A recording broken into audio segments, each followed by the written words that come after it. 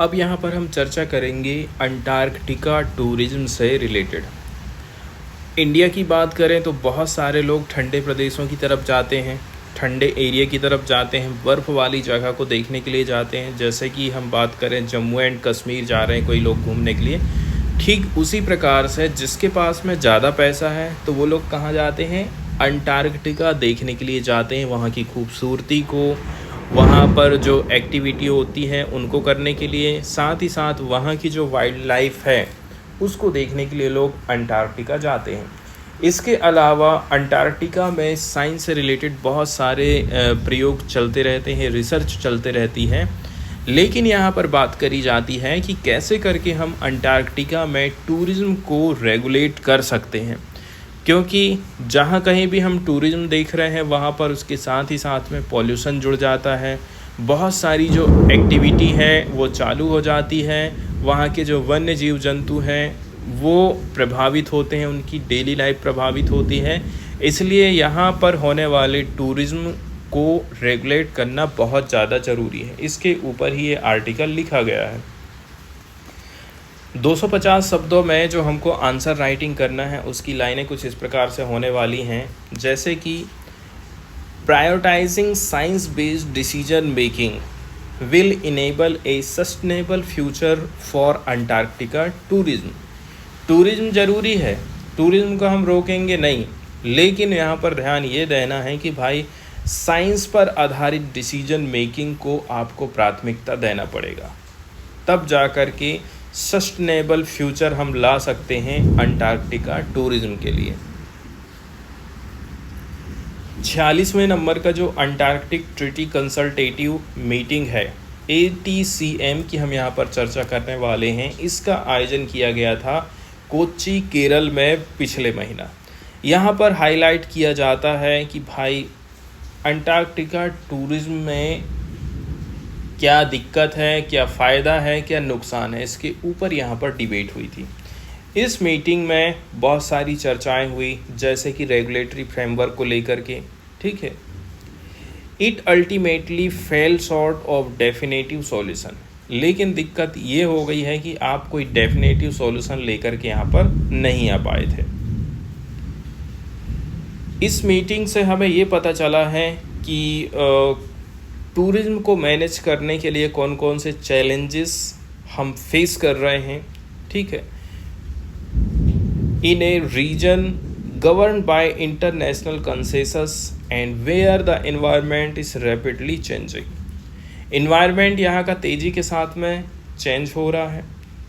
International consensus की ज़रूरत पड़ेगी यदि यहाँ पर आपको कोई भी नियम कानून बनाना है, रेगुलेटरी फ्रेमवर्क लेकर के आना है। तो अंटार्कटिका टूरिज़्म की यदि हम बात करें 1990 के दशक से ही हम देखते हैं अंटार्कटिका टूरिज़्म तेज़ी के साथ में बढ़ते गया है। यहाँ पर टूरिस्ट लोगों की संख्या बढ़ रही है,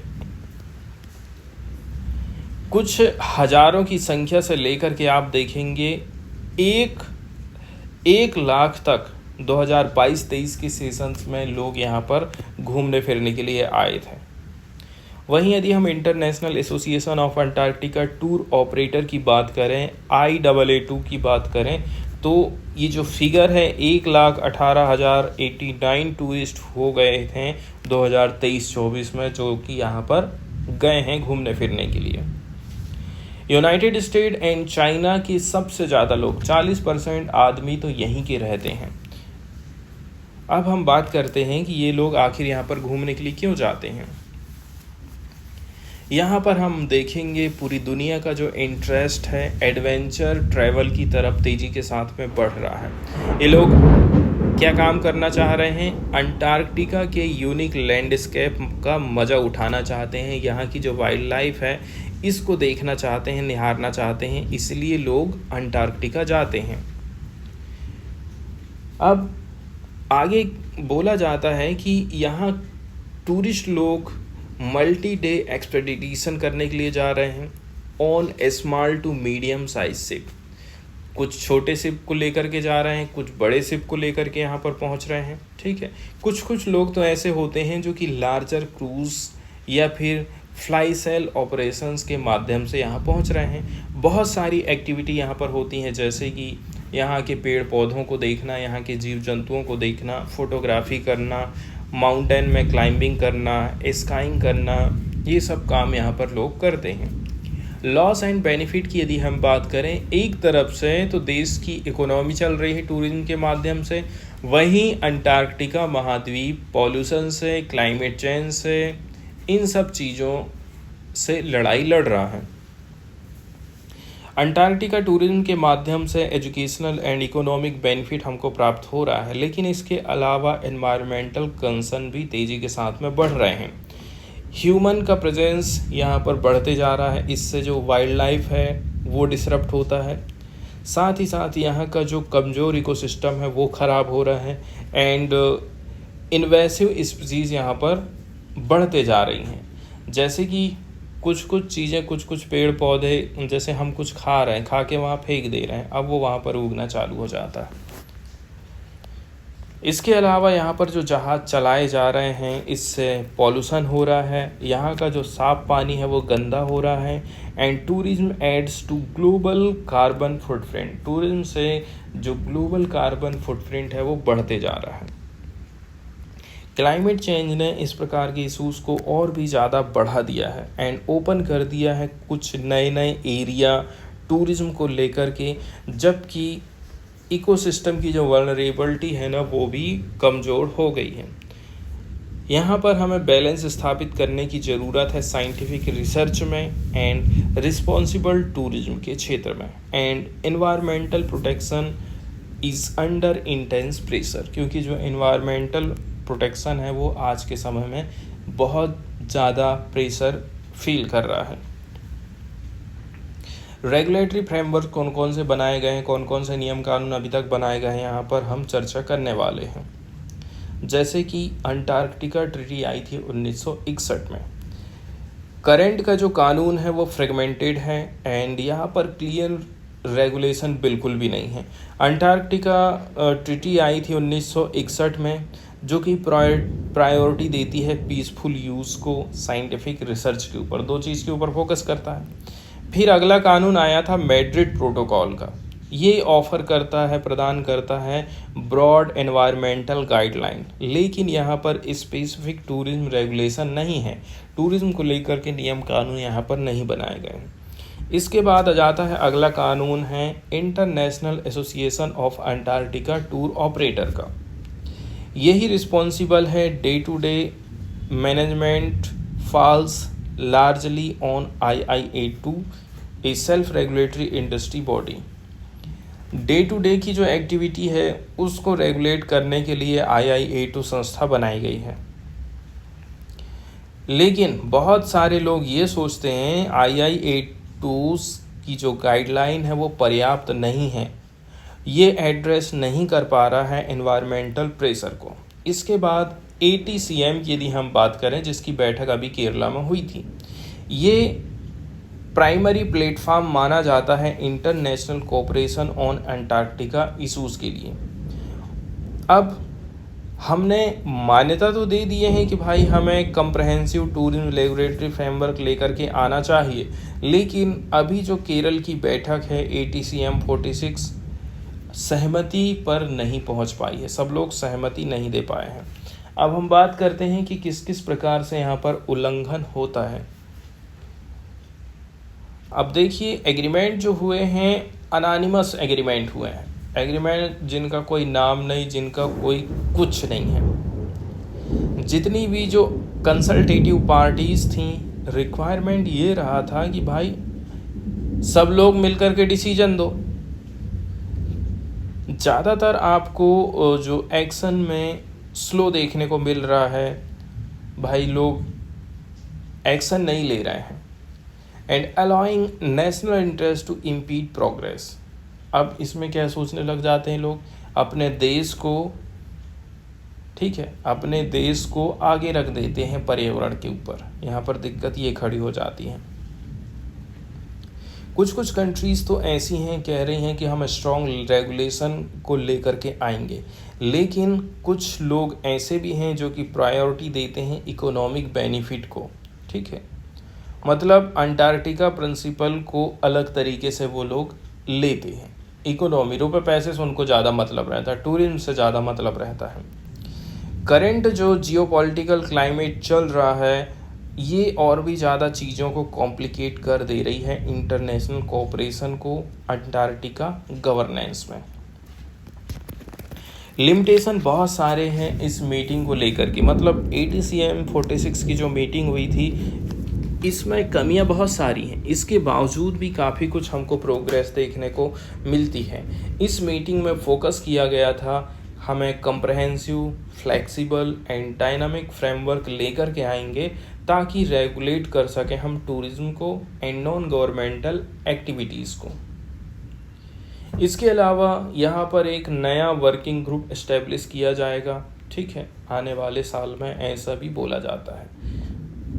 आज के समय में अंटार्कटिक टूरिज्म को ज़रूरत है भाई कुछ महत्वपूर्ण, कुछ मजबूत मेजर्स अपनाए जाएं ताकि टूरिज्म के इम्पैक्ट को हम कम कर सकें। As there are gaps in the current governance framework, क्योंकि अभी के नियम कानून में कमियां बहुत सारी हैं। डे टू डे की जो लाइफ स्टाइल वहाँ पर हो रही है उसको कैसे करके आप मैनेज कर पाएंगे, ये भी महत्वपूर्ण हो जाती है।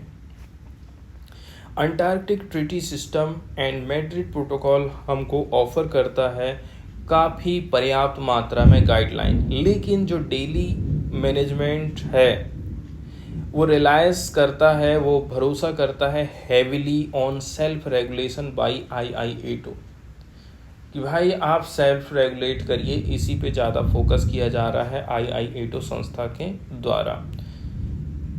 इसमें से बहुत सारे ऐसे बोलते हैं कि भाई ये सारी चीज़ें तो पर्याप्त नहीं हैं यदि हम प्रोटेक्ट करना चाहते हैं वाइल्ड लाइफ को एंड इकोसिस्टम को। तो अब हम बात करते हैं ये जो चर्चा हो रही है टूरिज्म को लेकर के, प्रोटेक्शन को लेकर के, इसका इतिहास क्या रहा है। हमेशा से ही ATCM की बैठक में 1960 के दशक से ही ठीक टूरिज्म रेगुलेशन का एक विषय रहा है, हमेशा से ही 1960 के दशक से ही ये चर्चा का विषय रहा है, ठीक है। अब एक प्रपोज्ड टूरिज्म एनेक्स इंट्रोड्यूस किया गया था 1991 में, लेकिन ये भी फेल हो गया था क्योंकि यहाँ पर सहमति लोगों की नहीं बन पाई थी, leading to the current reliance on IIATO self regulation. इसके बाद क्या हो गया, IIATO कह रहा है कि भाई आप सेल्फ रेगुलेशन लेकर के आइए। 2004 से ही आप देखेंगे एक्सपर्ट लोगों की मीटिंग होती है टूरिज्म को लेकर के एंड डिस्कशन काफ़ी तेज़ी के साथ में बढ़ा है। इसमें बहुत सारी कंसर्न्स के ऊपर चिंता करी जाती है, जैसे कि इन्वायरमेंटल इम्पैक्ट क्या होगा, रिसर्च प्रोग्राम डिसरप्ट हो जाते हैं, सेफ्टी इश्यूज़ के ऊपर चर्चा 2004 से ही काफ़ी तेज़ हो गई है। अब जैसे कि हमने बात की है कि कुछ कंट्री तो अच्छे नियम कानून लेकर के आ गए हैं, लेकिन कुछ कंट्री ऐसे हैं जो कि कानूनों को साइड में रख देते हैं, उनको रुपए पैसे से मतलब रहता है, बस हो गया। लेकिन ATCM की जो बैठक हुई थी केरल में, इसमें भी अप्रोच जो है फ्रेगमेंटेड है, कोई कुछ बोल रहा है, कोई कुछ बोल रहा है। इसी के चलते चलते जो गाइडलाइन बनाई गई है ना वो नॉन बाइंडिंग है, जबकि बाइंडिंग होना चाहिए। ये सब एकदम अनिवार्य है, अनिवार्य नहीं करोगे तो आपके ऊपर जुर्माना लगेगा। कुल मिलाकर के जो कॉन्सेंसस रूल है, मतलब रूल में सहमति नहीं बन पा रही है। इसके अलावा कुछ प्रपोजल्स आए थे, जैसे कि परमानेंट टूरिज्म फैसिलिटी को बैन कर देते हैं, इसके ऊपर भी सहमति नहीं बन पाई थी, तो ये चीज़ भी ठंडे बस्ते में चली गई। वहीं इंडिया की तरफ से देखा जाए तो इंडिया का क्या सोचना है, तो देखिए 2022 में ATCM की 44वें नंबर की बैठक हुई थी। इस बैठक में टूरिज्म का क्या प्रभाव पड़ रहा है अंटार्कटिका के रिसर्च, कंजर्वेशन एंड एनवायरनमेंट के ऊपर, ये सारी चिंताएं हमने वहाँ पर उठाए थे। इसके बाद हम हमेशा से ही महत्व देते रहे हैं कि भाई मॉनिटर करते रहिए आप टाइम पर कि टूरिज्म का क्या इम्पैक्ट पड़ रहा है, इसके ऊपर हम जोर देते रहे हैं। एंड इंडिया हमेशा से ही एम्फेटिक रहा है टूरिज्म इशू को एड्रेस करने को लेकर के। अगले नंबर की बात करें, रिजोल्यूशन 5 2022 की बात करें, जिसके अंतर्गत हमने एडवाइस दिया था कि आप जो बिल्ड कर रहे हैं टूरिज्म रिलेटेड इंफ्रास्ट्रक्चर, ये इसका इन्वायरमेंट के ऊपर गलत असर पड़ सकता है। आगे नंबर की बात करें, इंडिया कैसे सपोर्ट कर रहा है, हमने बोले हैं कि कंप्रहेंसिव डिबेट कंटिन्यू करते रहिए आप टूरिज्म के ऊपर। ये चीज़ हमने ATCM 44 और ATCM 45 की बैठक में भी उठाए हैं। इंटरनेशनल लेवल पर कोई कंसेंसस नहीं है, इसके बावजूद इंडिया ने अंटार्कटिक कानून पास किया था सन 2022 में। ठीक है, तो ऐसा नहीं है कि भारत इस मामले में कभी पीछे रहा है। आगे की राह की यदि हम बात करें तो पहले नंबर की बात यह है, यदि हमें सस्टेनेबल फ्यूचर लाना है अंटार्कटिक टूरिज्म का, तो इसके लिए मल्टी प्रोन्ड अप्रोच अपनाने की ज़रूरत है। इसके अलावा environmental protection, robust monitoring programme, साथ ही साथ फोस्टरिंग इंटरनेशनल कोऑपरेशन, ये कुछ महत्वपूर्ण चीज़ हैं। इंटरनेशनल कोऑपरेशन को बढ़ावा देना, पर्यावरण का प्रोटेक्शन करना, ठीक है, प्रोग्राम की मॉनिटरिंग करते रहना। हालांकि 46वें नंबर की जो बैठक केरल में हुई थी ना अंटार्कटिका के ऊपर, इसने कुछ आशा पैदा कर दी है।